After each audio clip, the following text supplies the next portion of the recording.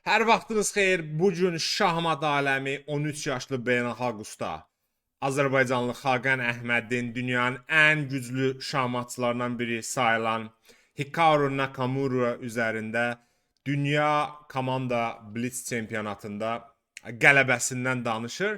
Mən də istədim həmin oyunu sizlər üçün şərh edim.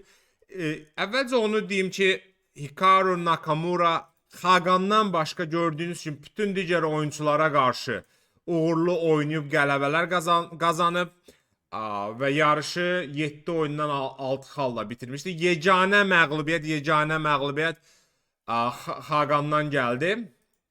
Xaqan da həmin oyundan sonra birinci oyun məğlub olmuşdu. Ondan sonra 9 oyun ard-arda Xaqan qələbələr qazanırdı və təbii ki, bu günün əsas görüşü Hikaru Nakamura'ya qarşı olan görüşdür. İstəyirəm oyun haqqında sizin üçün qısa bir şərh verim. Oyun özlüyündə 100 neçə gediş oynayıblar? 111 gedişdir səhv eləmirəmsə. 112 gediş, amma hardasa 50-ci gedişdən sonra artıq bəlli idi ki, oyun yəni bilmək olmaz, Nakamura bilirsiniz uduzulmuş vəziyyətlərdə belə hər dəfə nəsə bir tələdən zaddan qurub aradan çıxır, amma Əhmədə qarşı, Xaqana qarşı bunu edə bilmədi. Baxaq görə nə oldu? Siciliya müdafiəsi oynadılar. Burada Filbe 5 Moskva variantı səhv eləmirəmsə adlanır. Və burada D3 gediş etdi. D3 gedişi mənə elə gəlir ki, əsas gedişlərdən deyil, amma Nakamura xoşlayır rəqiblərini, xüsusən də gənc oyunculara qarşı bilinmədik istiqamətə çəkməyi. At C6, at D2. Burada yəni hər şey normaldır. Hər iki tərəf daşlarını oyuna çıxardır. B5 bu strukturda qaraların vəzir cinahında zəiflik yaratma cəhdidir. B5, B4 oynamaq istəyir. D4 mərkəz uğrunda mübarizə. Buralarda hələlik hər şey sakit gedir. Burada bir balaca ağlarda sanki qara şaha belə deyək, hücum etmə şansları var. Biraz qaralara ehtiyatlı olmalıdır. Xaqan topu C8-ə çəkir ki, fil H6-dan sonra top burada getməsin. At J3. At H5-ə gəlmək istəyir.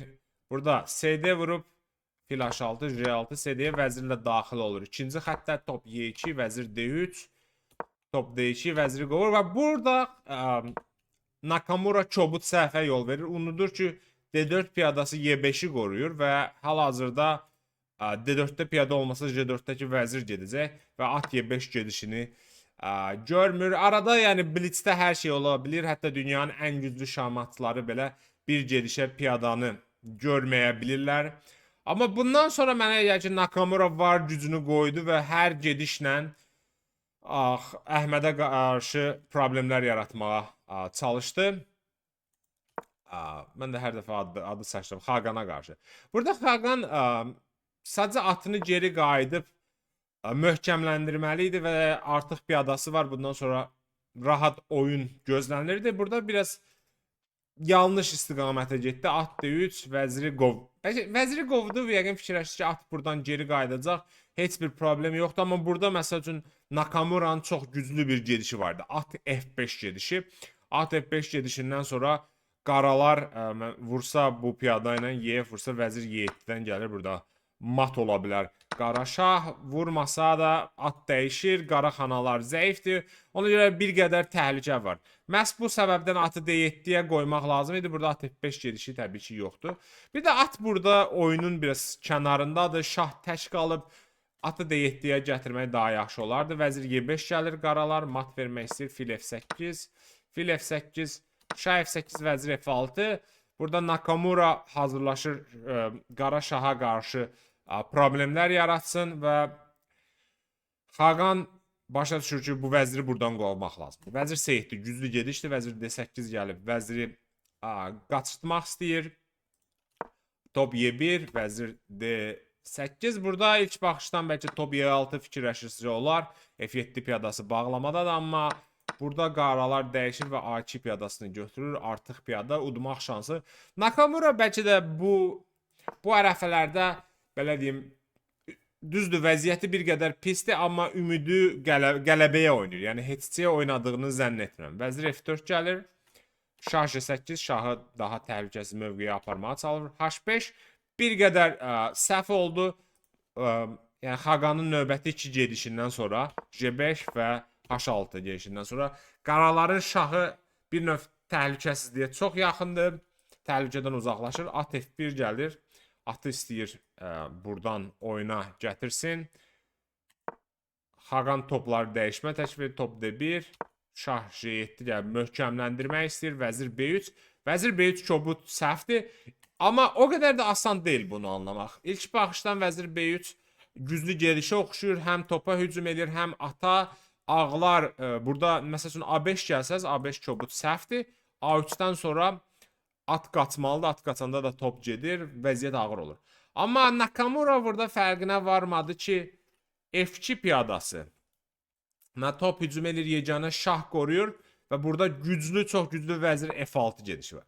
Vəzir F6 gəlir, Xaqan və D4-də həm də F2-yə hücum edir. F3-dən sonra isə topu C4-də gəlir.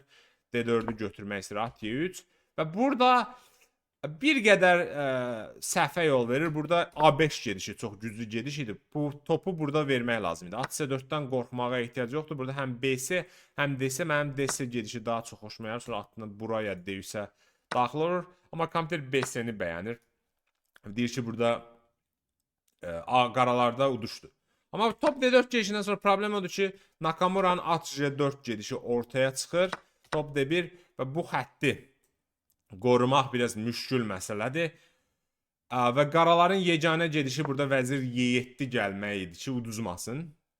Vəziri F4-də gəlir.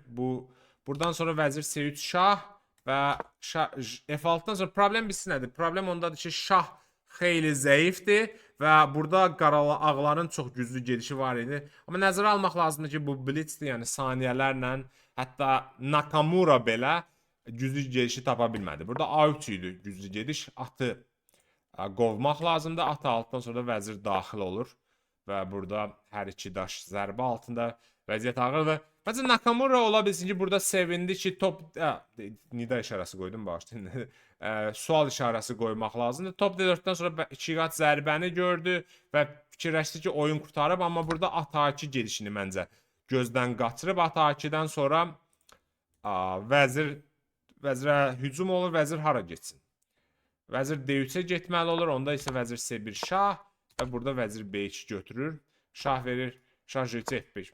Və bu sonuncu şansı idi Nakamura'nın ki, oyunu xilas etsin. Bundan sonra demək olar ki, Xaqan Nakamura'ya, Hikaru'ya şans verməyəcək. Burada yeganə gediş top D5, Y7 və vəzir F5 vurmaq idi. Məsələ orasında ki, şah təkdir və burada daimi şahdan qaraların qaçmağı mümkün olmayacaq. Vəzir J6, şah 8, vəzir D6. Burada görürsünüz ki, yox, buradan yox, bağışlayın, C6-dan şah vermək lazımdır. A8-i götürmək fikri ilə.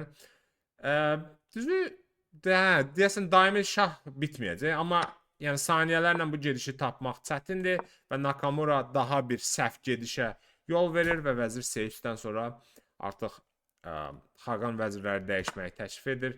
Burada isə belə deyək ki, ona nə deyirlər? Arxadan atılan daş topuğa dəyər misalı.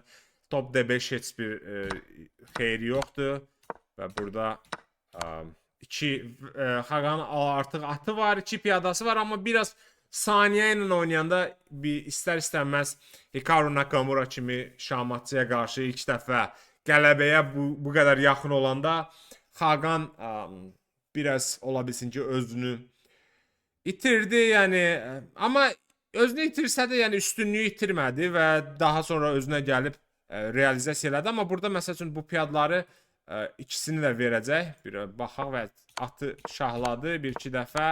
Məsələn, burada vəzir H4 şah verib. Deyəsən, şah J1 bunu götürmək olarmı belə? Vəzir H7, sonra vəzir F7 gəlir, rahat uduşdu. Yəni burada uduşlar çoxdur, vəziyyət çox üstündür. Amma Nakamura nedirsə burada başladı 2 piyadanı udmağa. Sonra isə burada yəni xeyli oynadılar. Baxın, 63-cü gedişdə burada şərh verməyə çox bir şey yoxdur. Nəsə, sağa sola oynadılar bir xeyli şahla. Nəhayət burada hardasa buralarda sonunda vəzir Y6 və vəzir Y1, vəzir H4 gedişindən sonra H5 piyadasını udur və yavaş-yavaş burada üstünlüyü artıra-artıra gəlir. Nəhayət burada yeganə Nakamura'nın şansı oydu ki, bəlkə Xaqan təcrübəsizlik eləyər, nəsə pat fikrini buraxar. Məsələn, elə belə deyək. Burada tutaq ki, deyək ki, vəzir Y5, vəzir B1, tutaq ki, birdən ehtiyatsızlıq eləyib. Bilirəm, niyə görə bunu vurasan? Vurmaq da olarmış. Yəni heç yoxdur. Niyə görsə elə bildim pat fikir. Pat fikri, yəni burada necə qurmaq lazımdır, o da asan deyil. Bəlkə vəzir Y3-ə zada gəlsə, məsələn, vəzir B1, vəzir Y3 gəlsəz, o dəqiqə burada heç olur. Belə pat fikri. Amma Xaqan artıq yetəri qədər təcrübəli şahmatçıdır beynəlxalq və Chess.com-da da reytingi 3000-ə yaxındır. 112-ci gedişdə nəhayət Hikaru təslim olur, çünki şah 2-dən sonra at F3 matdan çıxa bilmirdi. Çox maraqlı, gərgin mübarizə ilə keçən bir oyun oldu. Bir çox yerdə belə deyək, hər iki tərəfin oyununu yaxşılaşdırmaq olar, amma bu özlüyündə blitz oyunudur. Blitzin də təbiətində var ki, adrenalin yuxarı qalxır, vaxt azlığında hər iki tərəf səhvlərə yol verir, amma belə deyək ki, Xaqan Hikaru oldu sonuncu səhvi edən. Ondan sonra isə Xaqan uduş vəziyyəti alanda tamamilə uduş vəziyyəti. Yəni biraz piyadları verməyib də uda bilərdi, amma belə də yəni o hissləri anlayıram. Yəni vaxt azlığında saniyələr 3 saniyə, 4 saniyə qalanda üstünlüyü istifadə eləmək olduqca çətindir, amma buna rəğmən Xaqan bunu bacardı. Onu təbrik edirik. Uğurların davamını görmək istəyirik. Təşəkkürlər izlədiyinizə görə. Bəyənməyi və kanala abunə olmağı unutmayın. Hələlik.